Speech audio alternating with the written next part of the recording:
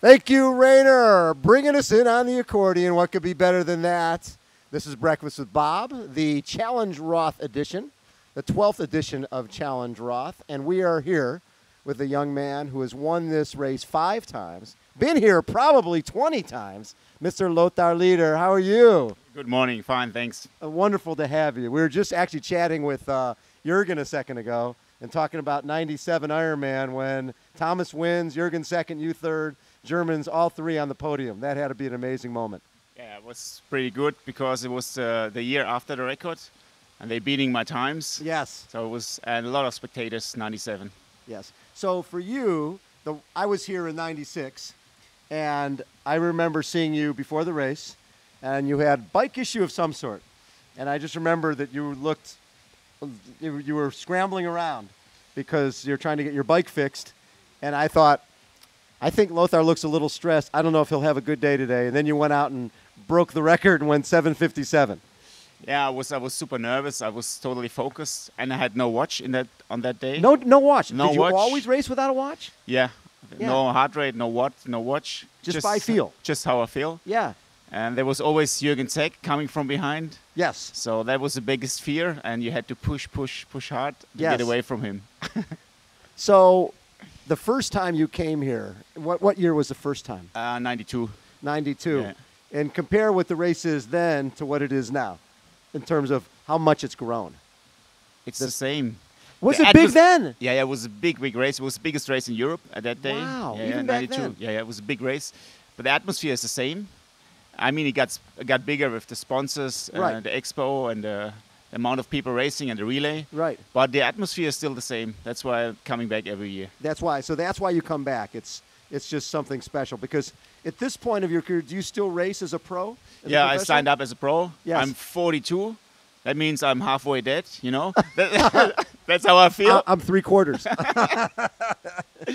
So I'm not as fit as I used to be, but I still like it. I'm not injured, and so I keep on racing. So you're healthy still? Yeah.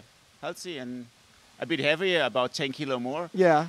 That hurts in the run, I know. but I still love it.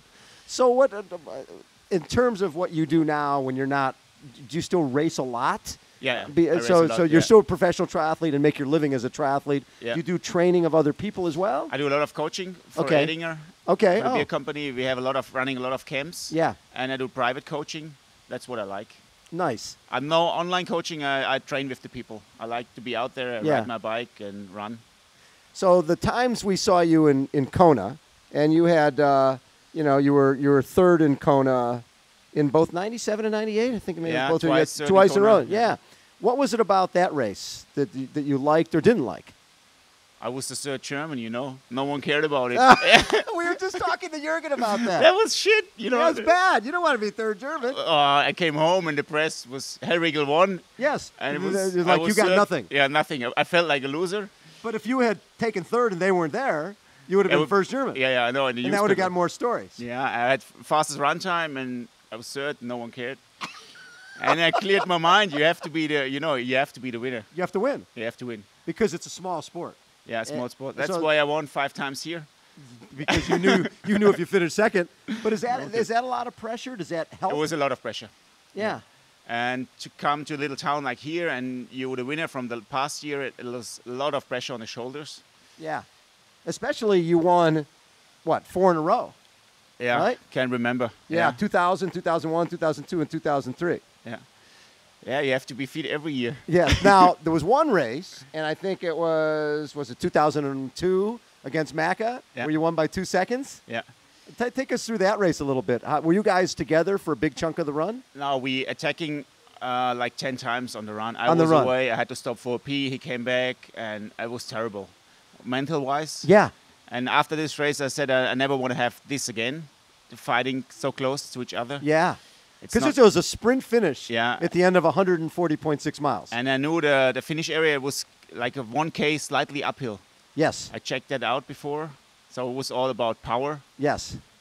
and mental. And I never want to have this again in my life. It was Now, terrible. You were telling me earlier, the one year when you were racing, that you saw Dave Scott and Greg Welch swimming. Through the channel, yeah, to see the run course. That was funny. So you're running, and you could tell it was those guys. Yeah. Craig Welch, he cut it the channel through swimming through the water. I never saw that before in Roth.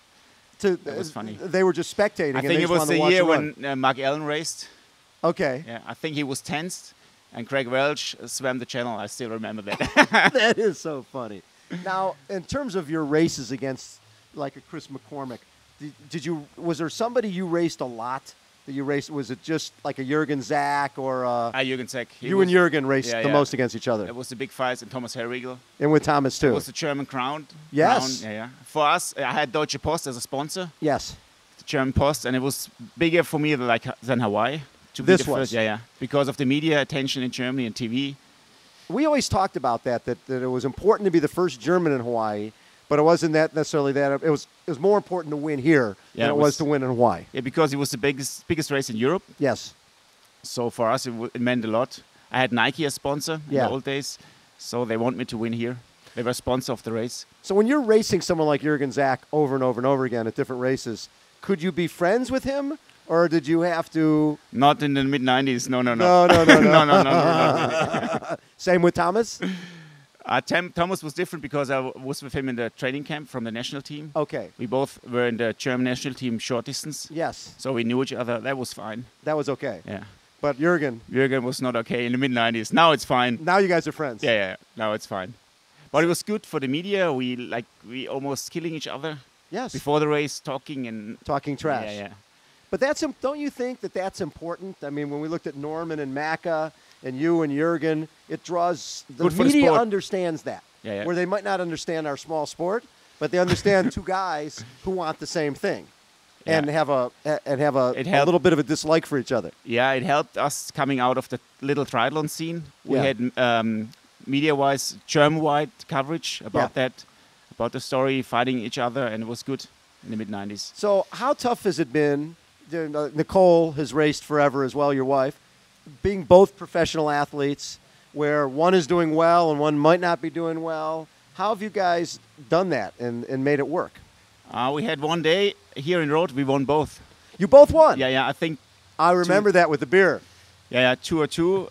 I think we won both. And it's the only race we won both. Yes. That's pretty cool. It's great. And it's hard to achieve. Very hard to achieve. And she does her last race on the weekend. She's doing her last race? Yeah, her last Ironman race as a pro. And then she'll go age group? Yeah, age group. Do you see, because there's some athletes, Mark Allen, when he finished, he will never race again. Do you see that doing this is your lifestyle? This is something you'll always do? That's my lifestyle. I don't want to stop. I stopped my career when I was 35, when I was not able to run very fast, short distance. Then you knew as an athlete, it's over. Yes. I'm still racing. 2 years ago, I had an 820 here. I know it's not fast, but you still... 820 is awesome. You have to move. Well, if they're 39 years old, 820? 40, 41. Yeah. Oh, you were 40 then? Okay. Yeah, you still have to move your legs with 820. Yeah, a little bit. So that's my goal for Sunday. So, yeah, what is your goal for Sunday? 820. 820? Yeah, top 15, maybe top 10. At the age of 42. So you are now Dave Scott. You realize that? Yeah, I know. He was second in Hawaii. That's. I know. Yeah. I know. He was second, and then he was fifth. Yeah, but the important thing for me is to stay healthy. Yes. Not to run around the run course and limping and... Yeah. No. I want to stay healthy and race healthy. And when you got into this sport, did you come from running or swimming? Swimming. You came from swimming? Yeah. And when did you start? With 12. I swam with 12. And triathlon when I was 16, 17. So you started early. So you've been, 16 and now you're 42. Yeah. You've been doing this a long time. I was reading the magazines with Ashmonite and Zach. It was, the big heroes when I was young. So you were Mark the Allen, triathlon Avignon, Mark Allen. It was. Yes. You wanted to be that. Yeah. That's where you wanted to be. And Miles Stewart, Simon. Of all the races, not just here in Roth, but in terms of what was your best day, the best race you had where you just felt 96 Roth. Yes. Yeah. Oh, the year I was here. Yeah. So I'm good luck. So this will be your second best time of all time. Okay. Well, we'll see. That's great. That was when you went 757 that day. I was totally surprised because you seemed so out of sorts early on. But I think that adrenaline, and the people shouting on me on the run course, you can do sub 8 hours, and too many people screaming at me, and I was totally confused. And just really? my coach, he spoke. Oh, because you didn't have a watch. No, I had no watch. Just my coach spoke in a little slow way to me, in a clear understanding, hey, if you run a 4:10 pace, you are going to be sub 8 hour. And I was like, oh, I can do that for the last 10K. And up until then, the only person to ever go close was Dave Scott, 8:01. And that was Japan, yeah. And he gave me, he had to leave right after the finish, my coach. He gave me a bottle of champagne through a spectator, and I still have the bottle at home. Do you really? Yeah, it was cool. That's a great memory, man. 1996. So that every time you come back here, you must flash back to those great experiences through the years here. Yeah, but the time goes on, you get slower. But I still enjoy the run course, and people still know me out there, and that's a good feeling. I love it. Hey, Lothar, you're a class act. Always loved having you in our sport, and I love the fact that this is what you'll be doing for forever and ever and ever. Yeah.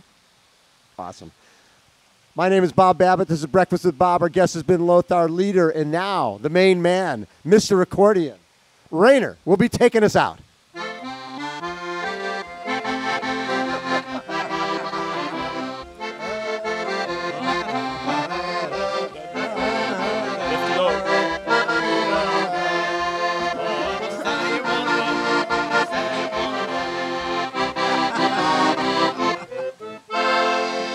That was Rainer. Thank you. Breakfast with Bob. Catch you in a bit.